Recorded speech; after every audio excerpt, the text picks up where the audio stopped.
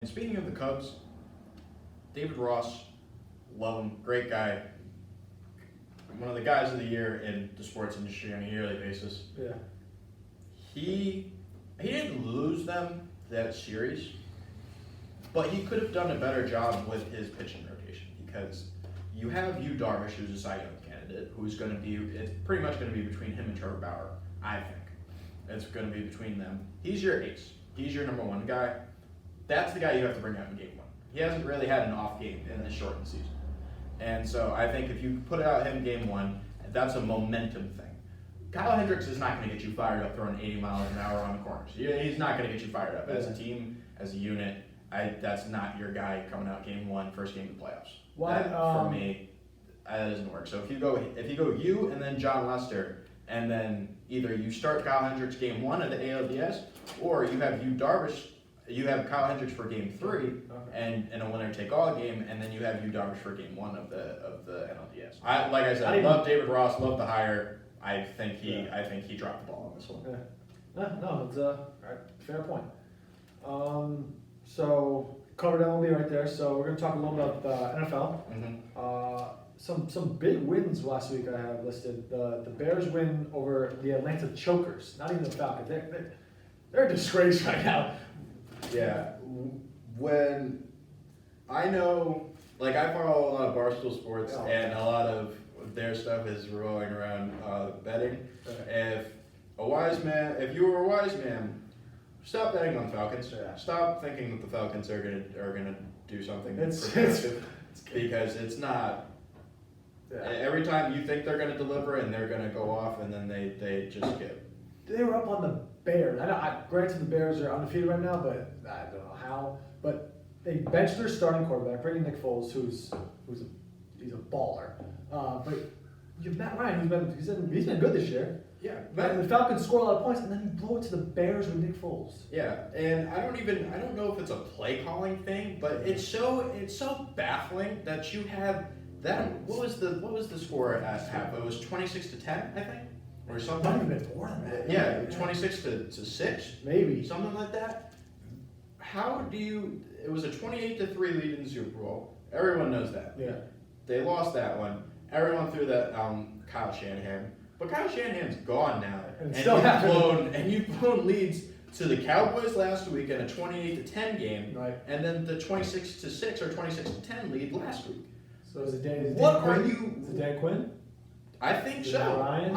I think it's Dan Quinn. I think because who else? Matt Ryan isn't doing a bad job. He's scoring 30 more than 30 points a game. Yeah, and he's not controlling the play calling. Yeah. And he has all the weapons and everything around him. And you brought in Gurley. Yeah. Yeah. No, I mean the offense is good. They're just blowing leads. If you're the Falcons, at what point do you tell Dan Quinn, like, yeah, you don't have this job anymore? Like, this isn't the job for you anymore, because you cannot, especially you are so firepower heavy on the offensive side of the ball. Dude, two of the most talented receivers on their team right now, like Ridley and Jones. It makes absolutely no sense to me. Absolutely. Very interesting. Yeah, we're gonna have to keep an eye on that, because if they blow another lead like that, I wouldn't even say next week. I would just say this year. You gotta either blow it all up, get rid of Dan Quinn. You gotta do something. Right. You gotta change something. Yeah. Something. Yeah. So the Bills undefeated. Josh Allen looks like an animal right now. Yeah. Dark horse. I know you talk about dark horse MVP candidate, but he's.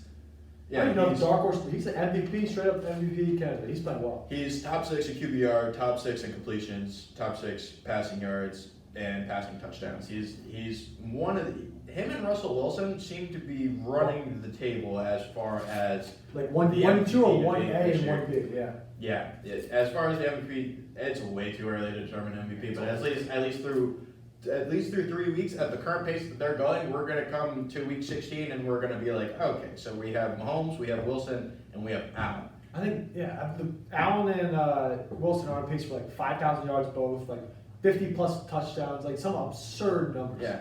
And like we all knew that the Bills were a team to watch going into this year, because they were a very young team last year, and they're talented. Yeah. Their upside is unbelievable, and their defense has emerged as one of the best in the league. So the Bills are going to be a team to watch in the AFC. they could mess up some brackets come postseason time. I also think like Josh Allen hasn't been turning the ball over a lot. No, and that was He one of fumbled last his year main. Yep. and throwing picks. That was a main problem he had last year was keeping especially in the playoff game too. He did not take care of the ball that well, and he seems to be making better decisions. He's more accurate with his passes. He's just a better. He's getting more seasoned. Yeah, no, he's playing well. The Lions upset with the Cardinals. Cardinals first 2 weeks, Kyler Murray was an MVP candidate too. He struggled a little with the Lions. I think he had 3 picks, but the Lions. The Lions are. They tied with them last year, I remember. Yeah. First week. The Lions are always one of those weird teams that you think like is going to get better eventually, and then they end the season and they're 7-9, and they're like consistently average, and you never know. Yeah, you never know what version of the Lions you're going to get on a week-to-week basis.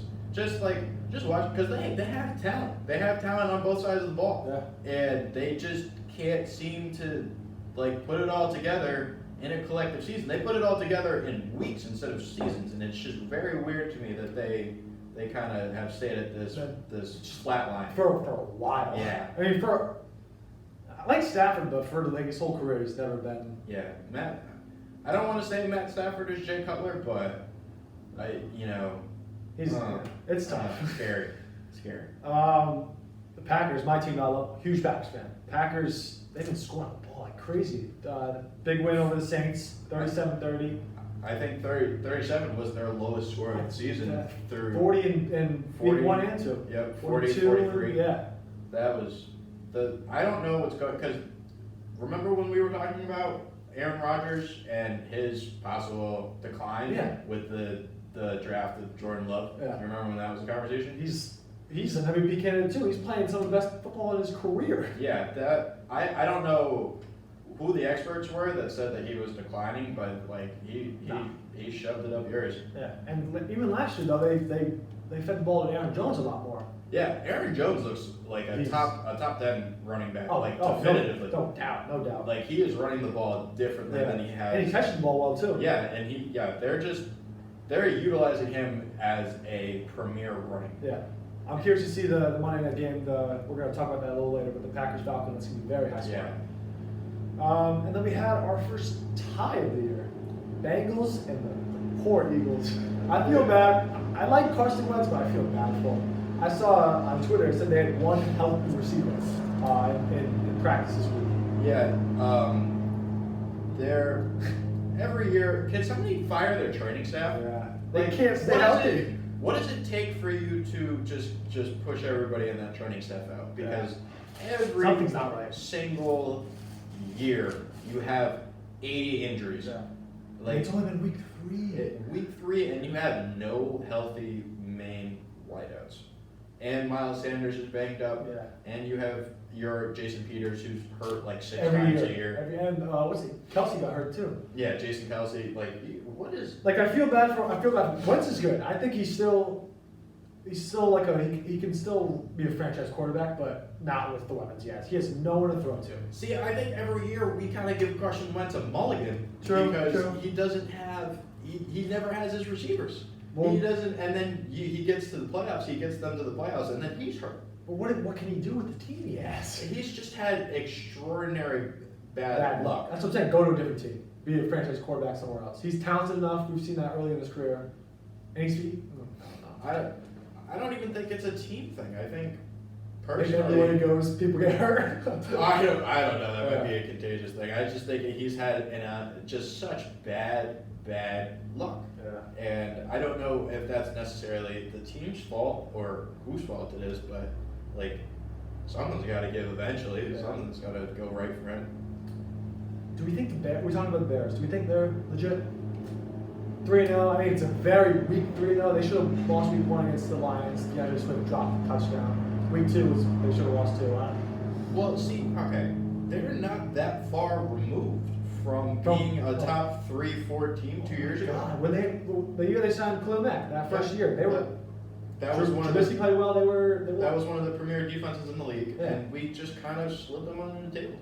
It's kind of similar to a little bit of the Jaguars. How that one year AFC Championship, they had the best defense, now their defense is terrible now. Yeah, they traded everyone. They're just a But joke. the Bears, they're not that above average defense anymore. Yeah, I don't really know what to think of them. I think they go as if Nick Foles is the starter from here on out, they go as far as his big balls take them.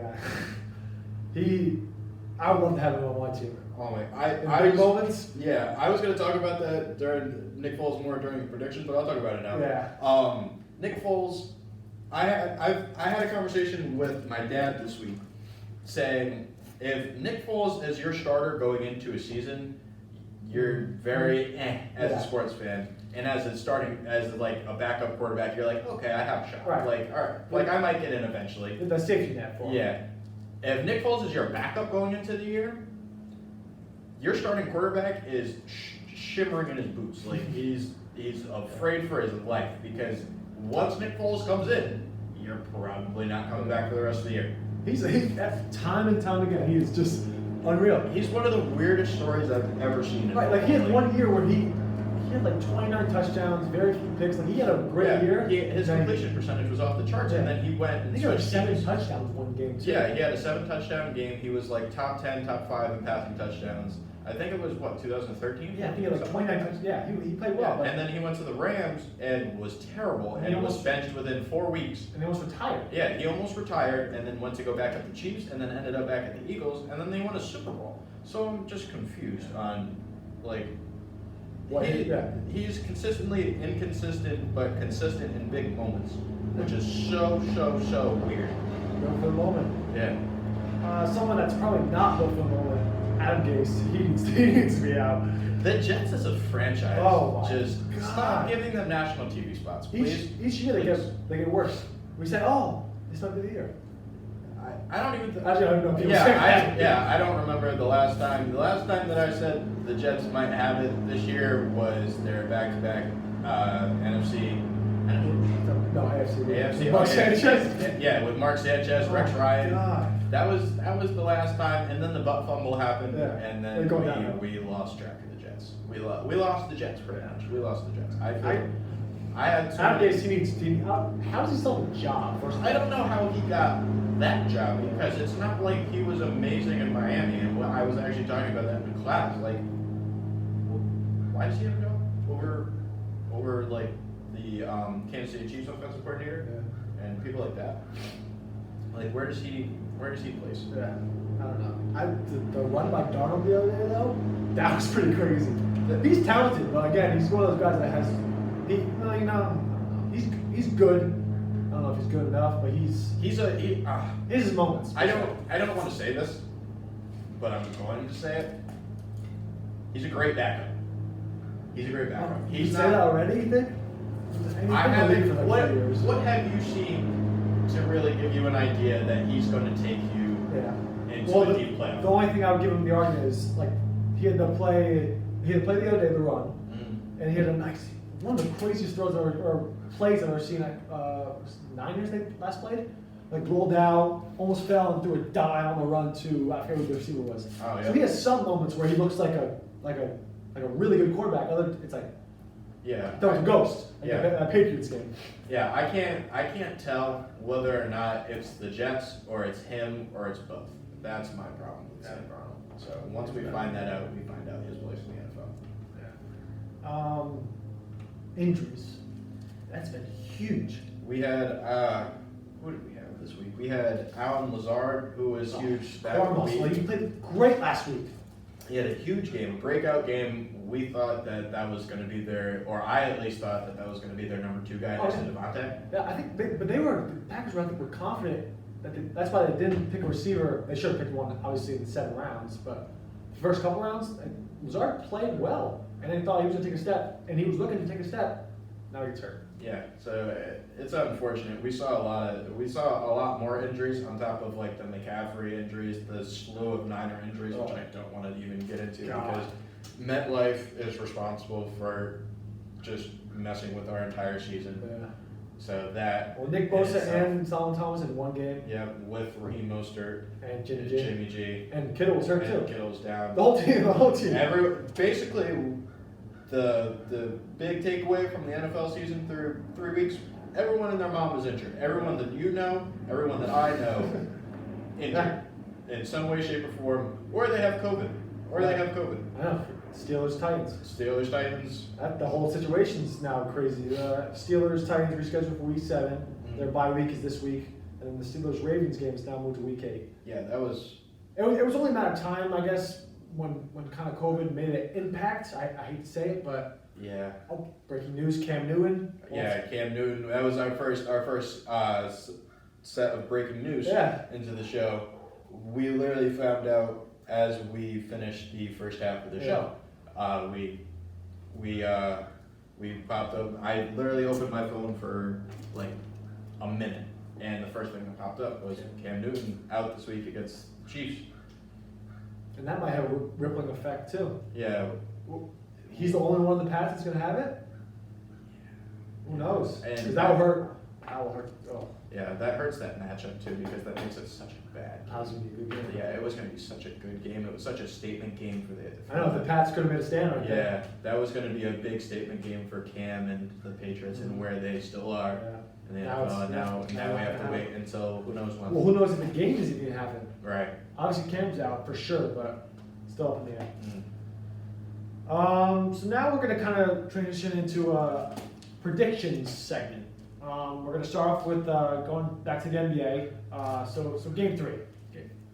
Obviously game 1 and 2, we talked about Lakers handling it. Can the Heat win game 3? I personally, I think they're going to pull it off. What's your take? I think with Bam back, With it's going to Bam, be like a resurgence. They're going to. but how healthy is Bam? I think We don't know how healthy I don't know Bam how is that- because if he was hurt enough to miss, because you and I both know. if you miss a you game don't in the want- finals, Yes, you're hurt. as an athlete in a championship series, you don't want to miss any games.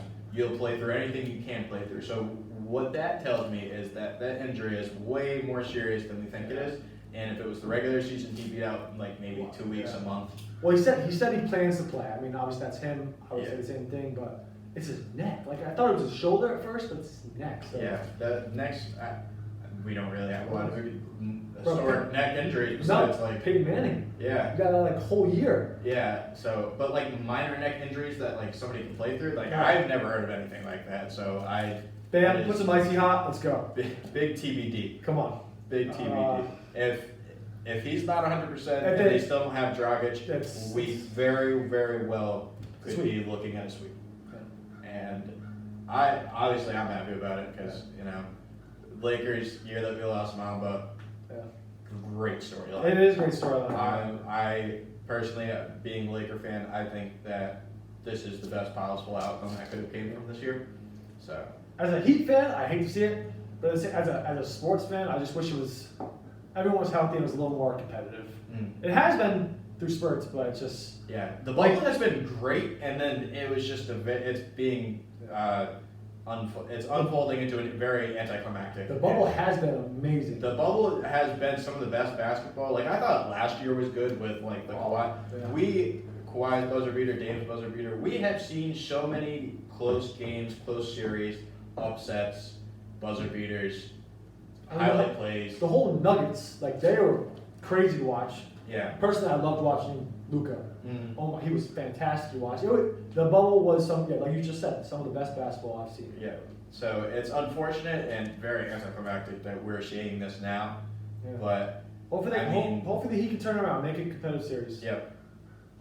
Personally I'd like a competitive series, but at the same time we still want that Lakers win For finals Mamba. championship for Mamba. No, I can't deny that. As a Yankees fan, what do you think? Can they beat the Rays game 1? Game 1, I don't know. I don't think I personally, and I hate doing this, I took the Rays game 1. I took the I Rays game also 1. took the Rays game 1. Because you're either going to see Blake Snell, who just came off a 13K performance, or Tyler Glasnow, who came off a 10K performance. Charlie Morton, right? He's Or- I mean, he's not going to start game 1, but that's another Yeah. good And rotation. their bullpen is gross. Their bullpen, Diego Santana, They're set Chaz up. Rowe. They're set up to win in the postseason. Yep. So my take on this game, or this series, for that matter, is whoever wins the series is gonna be who's represent the AL in the World Series. Yeah, I actually because I don't see either matchup from the Houston Oakland series matching up with No. the Yankees or the Rays. Yeah. So So yeah, what about that? So the A's, obviously similar to the Rays a bit in their pitching and bullpen, or their bullpen, I'd say. I would love to see the A's win. I mentioned that because I hate the Astros, but I think we all do. I think we all I think collectively, everyone- every baseball fan can collectively agree that the Astros are terrible for the sport. yeah, They're just not. They need to go. yeah. So I'm curious to see how that goes. I think that Astros, their offense is still tough, but they don't have their pitching like they did last year. They don't have Justin Verlander. They don't have Garrett Cole. Yeah. Zach Greinke throws 88 miles an hour and a 65-mile-an-hour hook. Yeah. That if the right Yes. if the right team comes up, they'll smash Greinke. Yeah. And then who do they have after that? Lance McCullers. Yeah. Like, No, like you said, whoever wins the Rays Yankees is gonna move on to the World Series, I think. right. But the A's, I hope it's. I don't know. We'll see. I'm hoping the A's can pull it off, but who knows? Mm. The NL now. So Dodgers, they've been the best team in baseball. Yeah, I think one of the storylines that you're going to follow in the NL is who is fit enough to stop the Dodgers. Yeah. If anybody can stop the Dodgers, I think it's going to be San Diego. I think they have so much firepower on offense that they can compete with anyone. with anyone. It just all depends on their pitching, like I mentioned before. Chris Paddock has to show up, their bullpen has to show up, and they have to give them a little leeway because if they score 5 runs, most of the time in baseball you should be able to win with 5 runs, and especially in a postseason game. But if they put up a 7 spot on you and you think that you're doing well offensively with the 5 runs, you're not.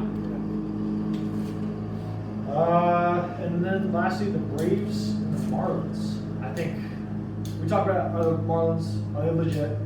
I don't think so yet. Really? I don't know. I guess I haven't watched them enough to probably say that. Yeah. I mean, you can't say they swept. I mean, they won best of 3, 2-0 against the Cubs. If they beat the Braves, they're serious, and there's a lot of room there because the Braves pitching outside of Max Fried, very sus. yeah. Very sus. And so we got to pay attention. I took Miami game 1. Did you really? I did. I think that their Sandy Alcantara pitched phenomenally against the Cubs. He's probably going to be the game 1 starter. I think that both offenses have been clicking, so it's going to be a shootout, and I think Sandy Alcantara is the better starter game 1. Okay. Although Max Fried has had a great year. Yes. But I took Marlins game 1. I think they're going to keep riding the hot streak. And if they don't win game 1, my thing was they were either going to stay hot and keep rolling, or they're going to get swept. Okay. I took the Braves. I think their offense is going to be too much. Freddie Freeman, he's probably winning MVP. You think? I don't know. Yeah, it's either going to be him or Mookie. Yeah. I think it's either going to be him or Mookie. Well, he still should be the Red Sox. Yeah, the Reds, I don't know. It's a lost season. Don't even start lost season. They're terrible. There's a reason they're not going to be in any of our shows, at least Yeah, for the first year. it was very difficult to watch. As a fan of the Red Sox. Yeah, that was one. All right, so, and then lastly for our predictions, NFL, we kind of narrowed down specific games, 5 in particular, of kind of good matchups we thought, but also like the primetime games. So the Colts-Bears. Bears, we talked about undefeated. Colts 2-1, I believe. Colts are 2-1. Yep. I think the Bears are no longer going to be undefeated. I think the Colts are going to take that. I took the Bears. I don't see them really competing with that defense and then having a hot Nick Foles. True. Because, like I said before, the Bears are going to go at this point as far as Nick Foles' big balls are going to take them. We all know what they call him in Philly. Yeah. We all know that. Yeah. So we're going to have to see how far. I think if they reach 4-0, are we looking at a playoff team? I didn't have to say that. 4-0? I know you don't have to say that, but They're in it would be pretty bad if they didn't make the playoffs at 4-0. Right. The last team that started like that, I think, was the Falcons. Yeah. I think they did that 2 years ago. They started out 4-0 and just collapsed. I think you're right. Yeah. I would not be surprised. Cowboys and the Browns. I got the Cowboys. What do you got? I took the Browns in this one. Good. I took the Browns. I don't think that this team was built for prime time. Cowboys or Cowboys. Yeah. I don't think this team is built for prime time. At the same time, in the same breath, obviously Cleveland has had their set of struggles, but their running game is Chubb and a Hunt? lot right now. And if they don't have Baker, they're going to have the running game because the Cowboys' run defense it doesn't look great. It doesn't look great through 3 weeks. They've allowed a lot of points in 3 weeks, and I'm not a Dak guy. I'll get into Zeke later. Zeke is going to have his. I think he's consistently going to get his. I don't think Dak is built for the big moment. I think it's gonna be a high-scoring game, but Dak, he's another guy. Like, I don't know how I feel about him. I think he's a Tony Romo 2.0. He was a little more mobile. Yeah, that's not a bad comparison.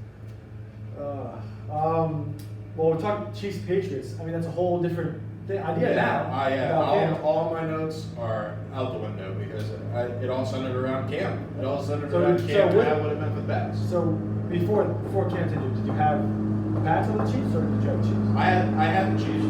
I had the Chiefs. I think that offense is way too hot to really do anything with. I think they're going to put up their usual 30-plus points, and that offense, I don't think can compete with 30-plus points. Especially now without Cam. Not without, you're not going to see with that. Yeah, Jared Stidham, not the answer. It's gonna be a good game to watch because the Chiefs might For Jared destroy Stidham's it. parents. Oh god! And then your 49ers against the Eagles. Kittle's back, right? Kittle's back this week. What's Jimmy G? He's not. I don't think so. Status is looking like a game time decision, doubtful. Yeah. Same with Mostert. This is the medical card bowl. Yep. This is the medical card bowl. There's so many people out. I think the Eagles, they don't have any of their top 3 wideouts right now, per usual. Their receivers this week have a combined 55 career receptions. Combined 55 career receptions. Put that in perspective, Zach Ertz, 608. So we are going to be looking at a lot of new faces and a lot of places that we're not used to them being in the middle of games. A lot of guys going over the 10 maybe. Yeah, we got, I think their top 2 wideouts are Greg Ward, who is Yeah. a former quarterback in college, And who's the second one? and JJ Ortega-Whiteside. He's still there. He's still there. I didn't I know. thought they released him or something. I think he was like, It was probably He should be the number. Well, yeah, I think he's like their permanent practice squad guy. and then And yeah. they just bring him up whenever because I don't see any other team that would want. I don't know for what. Yikes. And lastly, the Monday night game we mentioned a little bit. The Packers Falcons. I'm gonna take my Packers. Stay undefeated. What do you got? I take the Packers as well. I think that the Falcons have just not.